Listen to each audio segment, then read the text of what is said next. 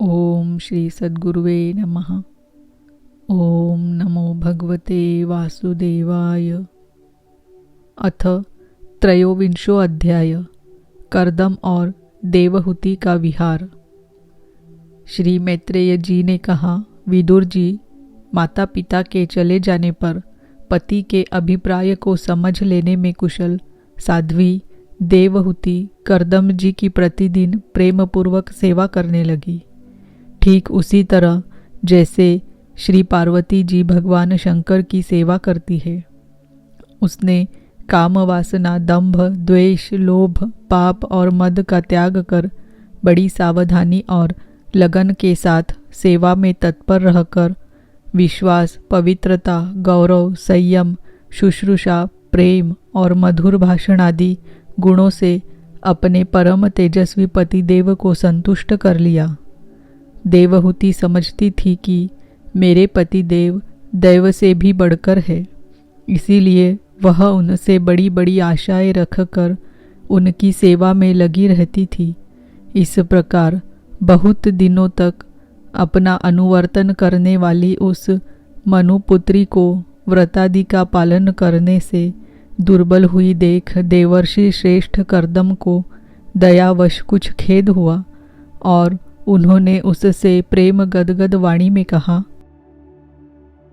कर्दम जी बोले, मनुनंदिनी, तुमने मेरा बड़ा आदर किया है।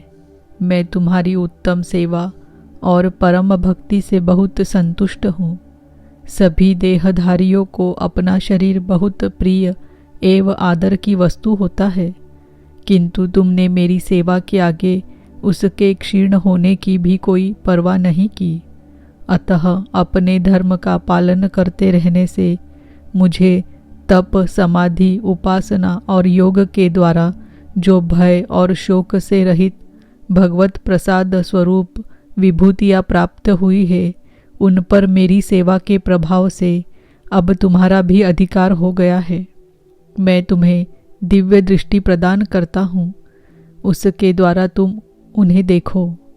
अन्य जितने भी लोग हैं वे तो भगवान श्री हरि के भ्रुकुटी विलास मात्र से नष्ट हो जाते हैं, अतः वे इनके आगे कुछ भी नहीं हैं।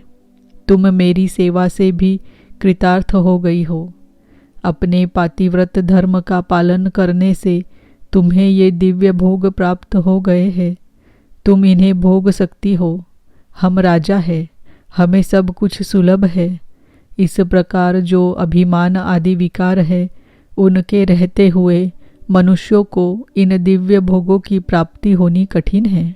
कर्दम जी के इस प्रकार कहने से अपने पतिदेव को संपूर्ण योग माया और विद्याओं में कुशल जानकर उस अबला की सारी चिंता जाती रही। उसका मुख किंचित संकोच भरी चितवन और मधुर मुस्कान से खिल उठा और वह विनय एवं प्रेम से गदगद वाणी में इस प्रकार कहने लगी।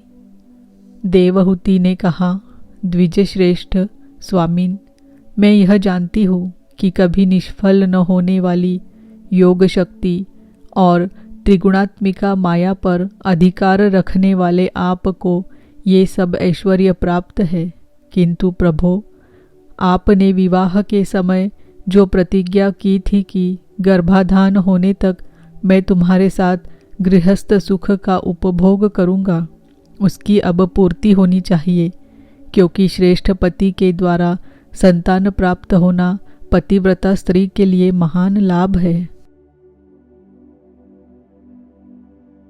हम दोनों के समागम के लिए शास्त्र के अनुसार जो कर्तव्य हो उसका आप उपदेश दीजिए और उबटन, गंध, भोजन आदि उपयोगी सामग्रियां भी जुटा दीजिए, जिससे मिलन की इच्छा से अत्यंत दीन दुर्बल हुआ मेरा शरीर आपके अंग संग के योग्य हो जाए, क्योंकि आपकी ही बढ़ाई हुई काम वेदना से मैं पीड़ित हो रही हूँ। स्वामिन, इस कार्य के लिए एक उपयुक्त भवन तैयार हो जाए, इसका भी विचार कीजिए। मैत्रेय जी कहते हैं, विदुर जी, कर्दम मुनि ने अपनी प्रिया की इच्छा पूर्ण करने के लिए उसी समय योग में स्थित होकर एक विमान रचा जो इच्छानुसार सर्वत्र जा सकता था। यह विमान सब प्रकार के इच्छित भोग सुख प्रदान करने वाला, अत्यंत सुंदर, सब प्रकार के रत्नों से युक्त, सब संपत्तियों की उत्तरोत्तर वृद्धि से संपन्न तथा मणिमय खंभों से सुशोभित था। वह सभी ऋतुओं में सुखदायक था और उसमें जहाँ तहाँ सब प्रकार की दिव्य सामग्रियाँ रखी हुई थी तथा उसे चित्र विचित्र रेशमी झंडियों और पताकाओं से खूब सजाया गया था, जिन पर भ्रमरगण मधुर गुंजार कर रहे थे। ऐसे रंग बिरंगे पुष्पों की मालाओं से तथा अनेक प्रकार के सूती और रेशमी वस्त्रों से वह अत्यंत शोभायमान हो रहा था। एक के ऊपर एक बनाए हुए कमरों में अलग अलग रखी हुई शैया, पलंग, पंखे और आसनों के कारण वह बड़ा सुंदर जान पड़ता था। जहाँ तहाँ दीवारों में की हुई शिल्प रचना से उसकी अपूर्व शोभा हो रही थी। उसमें पन्ने का फर्श था और बैठने के लिए मूंगे की वेदियाँ बनाई गई थी। मूंगे की ही देहलिया थी। उसके द्वारों में हीरे के किवाड़ थे तथा इंद्रनील मणि के शिखरों पर सोने के कलश रखे हुए थे। उसकी हीरे की दीवारों में बढ़िया लाल जड़े हुए थे और ऐसे जान पड़ते थे मानो विमान की आंखें हो, तथा उसे रंग बिरंगे चंदोवे और बहुमूल्य सुनहरी बंधनवारों से सजाया गया था। उस विमान में जहाँ तहाँ कृत्रिम हंस और कबूतर आदि पक्षी बनाए गए थे, जो बिल्कुल सजीव से मालूम पड़ते थे। उन्हें अपना सजातीय समझकर बहुत से हंस और कबूतर उनके पास बैठ बैठ कर अपनी बोली बोलते थे। उसमें सुविधानुसार क्रीड़ा स्थली, शयन गृह, बैठक, आंगन और चौक आदि बनाए गए थे, जिनके कारण वह विमान स्वयं करदम जी को भी विस्मित सा कर रहा था। ऐसे सुंदर घर को भी जब देवहूति ने बहुत प्रसन्न चित्त से नहीं देखा तो सबके आंतरिक भाव को परख लेने वाले करदम जी ने स्वयं ही कहा, भीरू, तुम इस बिंदु सरोवर में स्नान करके विमान पर चढ़ जाओ। यह विष्णु भगवान का रचा हुआ तीर्थ मनुष्यों को सभी कामनाओं की प्राप्ति कराने वाला है।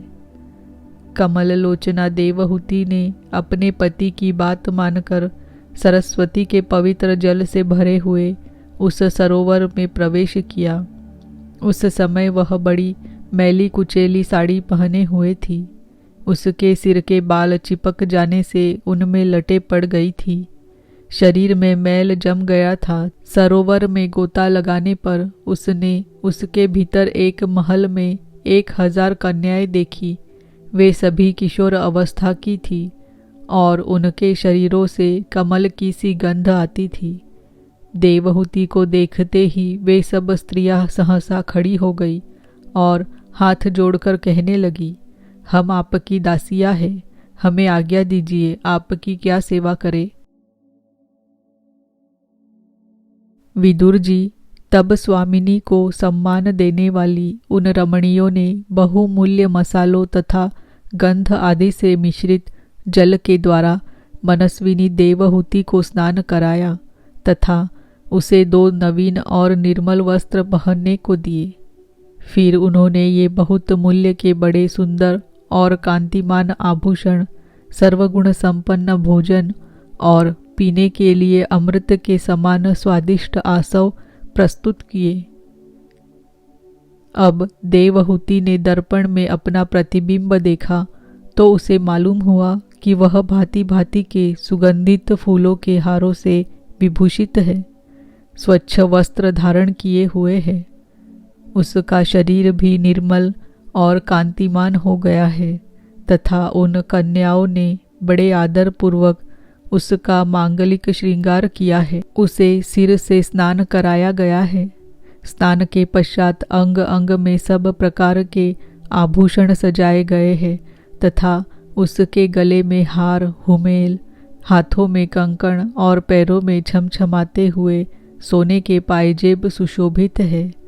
कमर में पड़ी हुई सोने की रत्न जटित करधनी से, बहुमूल्य मणियों के हार से और अंग अंग में लगे हुए कुमकुम आदि मंगल द्रव्यों से उसकी अपूर्व शोभा हो रही है।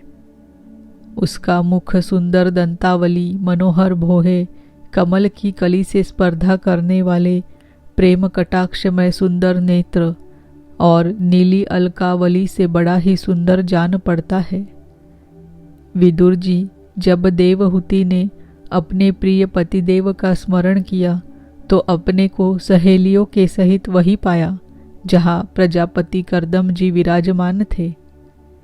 उस समय अपने को सहस्त्रों स्त्रियों के सहित अपने प्राणनाथ के सामने देख और इसे उनके योग का प्रभाव समझकर देवहूति को बड़ा विस्मय हुआ। शत्रु विजयी विदुर, जब कर्दम जी ने देखा कि देवहूति का शरीर स्नान करने से अत्यंत निर्मल हो गया है और विवाह काल से पूर्व उसका जैसा रूप था उसी रूप को पाकर वह अपूर्व शोभा से संपन्न हो गई है, हजारों विद्याधरियाँ उसकी सेवा में लगी हुई है तथा उसके शरीर पर बढ़िया बढ़िया वस्त्र शोभा पा रहे हैं, तब उन्होंने बड़े प्रेम से उसे विमान पर चढ़ाया। उस समय अपनी प्रिया के प्रति अनुरक्त होने पर भी कर्दम जी की महिमा, मन और इंद्रियों पर प्रभुता कम नहीं हुई। विद्याधरिया उनके शरीर की सेवा कर रही थी। खिले हुए कुमुद के फूलों से श्रृंगार करके अत्यंत सुंदर बने हुए वे विमान पर इस प्रकार शोभा पा रहे थे मानो आकाश में तारागण से घिरे हुए चंद्रदेव विराजमान हो। उस विमान पर निवास कर उन्होंने दीर्घ काल तक कुबेर जी के समान मेरु पर्वत की घाटियों में विहार किया। ये घाटियाँ 8 लोकपालों की विहार भूमि है। इनमें कामदेव को बढ़ाने वाली शीतल मंद सुगंध वायु चलकर इनकी कमनीय शोभा का विस्तार करती है तथा श्री गंगा जी के स्वर्गलोक से गिरने की मंगलमय ध्वनि निरंतर गूंजती रहती है। उस समय भी दिव्य विद्याधरियों का समुदाय उनकी सेवा में उपस्थित था और सिद्धगण वंदना किया करते थे। इसी प्रकार प्राणप्रिया देवहूति के साथ उन्होंने वैश्रम्भक, सूरसन, नंदन, पुष्पभद्र और चैत्ररथ आदि अनेकों देवोद्यानों तथा मानस सरोवरों में अनुराग पूर्वक विहार किया। उस कांतिमान और इच्छानुसार चलने वाले श्रेष्ठ विमान पर बैठकर वायु के समान सभी लोकों में विचरते हुए कर्दम जी विमान विहारी देवताओं से भी आगे बढ़ गए। विदुर जी, जिन्होंने भगवान के भवभयहारी पवित्र पाद पद्मों का आश्रय लिया है, उन धीर पुरुषों के लिए कौन सी वस्तु या शक्ति दुर्लभ है। इस प्रकार महायोगी कर्दम जी यह सारा भूमंडल जो द्वीप वर्ष आदि की विचित्र रचना के कारण बड़ा आश्चर्यमय प्रतीत होता है, अपनी प्रिया को दिखाकर अपने आश्रम को लौट आए। फिर उन्होंने अपने को 9 रूपों में विभक्त कर रति सुख के लिए अत्यंत उत्सुक मनु कुमारी देवहूति को आनंदित करते हुए उसके साथ बहुत वर्षों तक विहार किया, किंतु उनका इतना लंबा समय एक मुहूर्त के समान बीत गया। उस विमान में रति सुख को बढ़ाने वाली बड़ी सुंदर शैया का आश्रय ले अपने परम रूपवान प्रियतम के साथ रहती हुई देवहूति को इतना काल कुछ भी न जान पड़ा।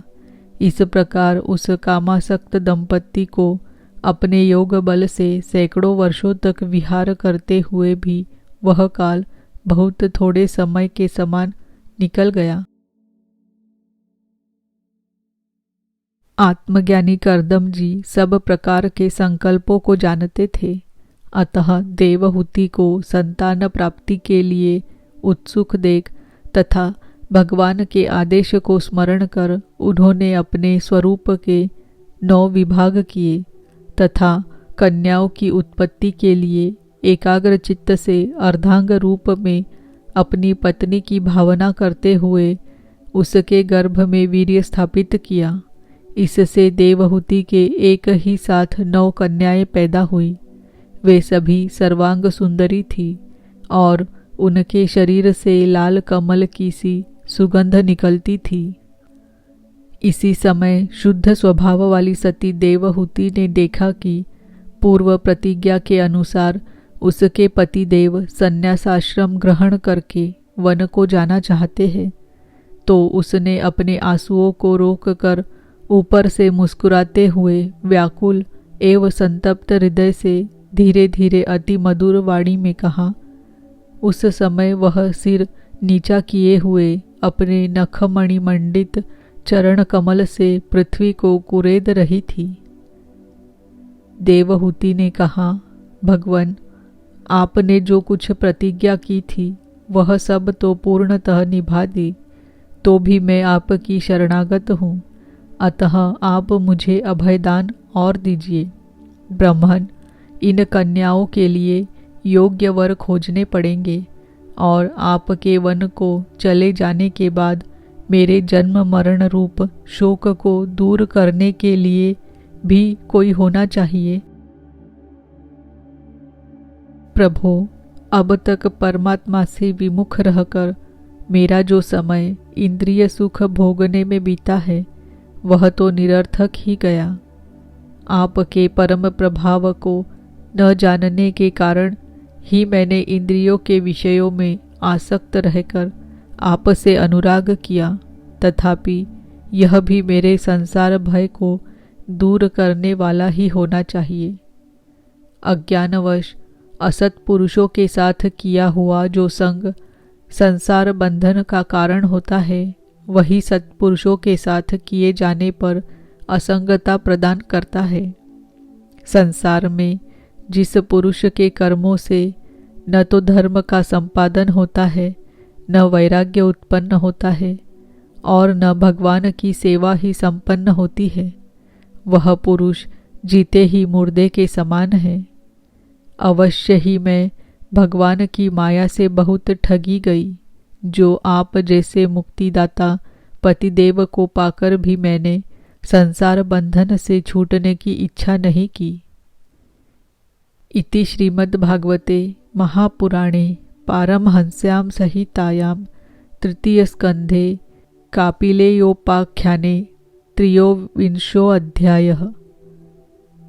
ओम नमो भगवते वासुदेवाय। ओम नमो भगवते वासुदेवाय।